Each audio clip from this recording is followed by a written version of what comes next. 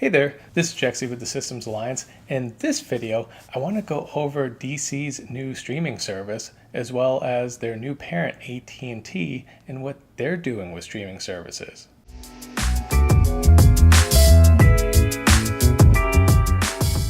So as many of you know, DC has come out with a new streaming service that's going to feature a ton of content for fans, and it's going to have new live action shows, new animated shows, as well as access to older animated shows and live action shows, movies, animated movies, and even comics. So there are just a ton of things that will definitely keep you occupied with this new streaming service. And most people say it launched really strong. Others were hoping for a little bit of the content that they wanted. And I know there were some issues with overseas because on launch it was only available in the United States. So obviously DC has a ton of fans worldwide, and a lot of them were complaining the minute it launched on Twitter. But overall, it seems like a great streaming service and a lot of value for the money you'd pay for it. Original series include Titans, Doom Patrol, Swamp Thing, as well as Young Justice Outsiders and Harley Quinn, the latter two of which are animated. Honestly, in taking a look at this, it's probably the best streaming service out there that features all of this type of content. There's nothing that Marvel has that can rival this. There's nothing that really any studio has yet to put out that rivals this. So it is nice to see that DC is coming out with this, and it makes me wonder, one, if Time Warner was pushing this ahead of the AT&T purchase, but AT&T is definitely going very strong into the streaming realm. But one of the things that AT&T told the judges and regulators when they were purchasing Time Warner was that they wouldn't raise prices, and that because of their purchase of Time Warner, they would make everything more competitive and consumers would save money. Now, of course, you and I know, and anyone with a brain, when they hear that, they know it's either untrue in some way or it's basically a lie. I mean, in any of these takeovers that make things less competitive, prices don't go down, they go up. And even though they said they wouldn't be raising prices, just a few weeks after its acquisition of Time Warner, which owns DirecTV, they're raising the price of DirecTV's online streaming service, DirecTV Now, by $5 a month. Now, they say it's to put it in line with other streaming services, which, what do you know, after this recent acquisition have raised their prices by $5.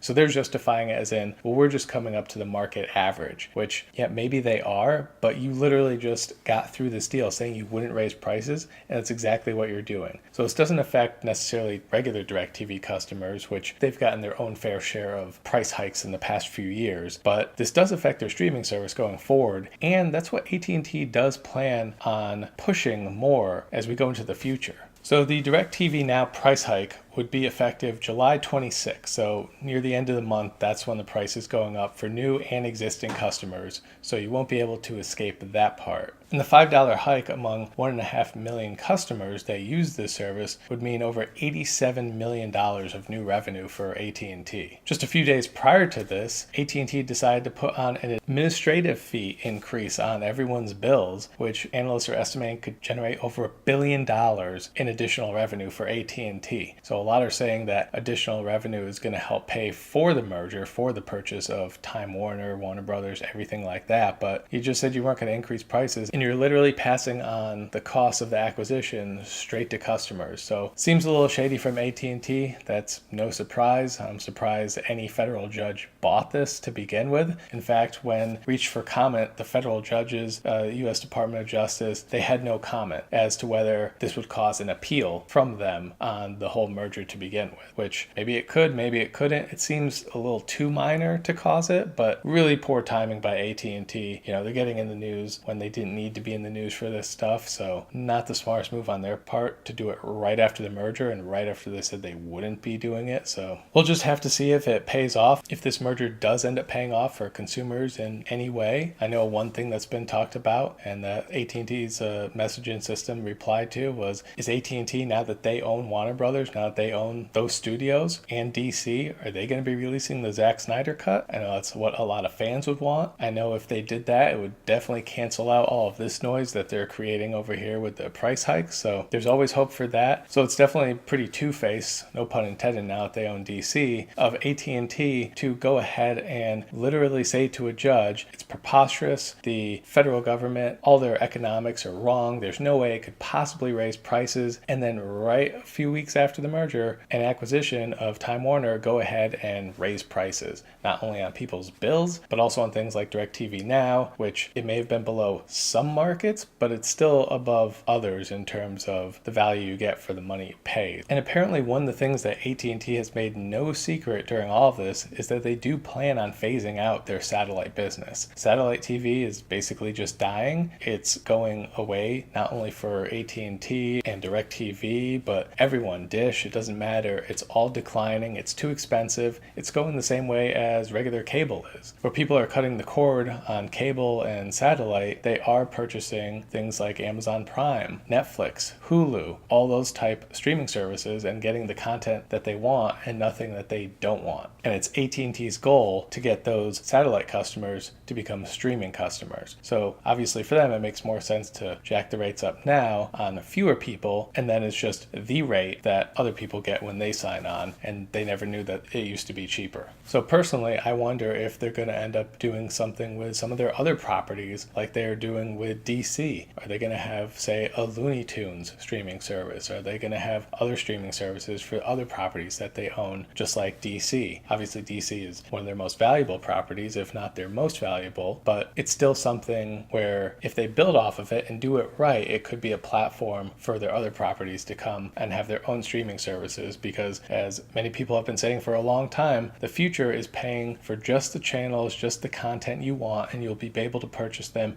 individually. Some people thought it was going to go the way of purchasing directly from whatever that was. So if I want Major League Baseball, I just purchase it straight from Major League Baseball. And that's something that is available right now for Major League Baseball. But most others, you don't really have a choice. Most others, you either get them with a big package, as the case with cable and satellite, or a smaller package, as is the case with Amazon and Netflix and Hulu, where you get just the content they have, but you can't really get anything else. And so then you have to kind of mismatch and combine and everything like that. But maybe the future is these big companies having a ton of content, and you're just going to pay for that exact content. You pay for DC separately, then you pay for, say, something like Looney Tunes. You could buy them both, maybe you get a discount, but you pay separately, and it's at a reasonable cost that will allow you to still be lower than your regular cable or satellite budget, but where the studio is not paying so much for all of this content to push forward to you, where you're probably not even going to care about 90% of it, because you can't possibly watch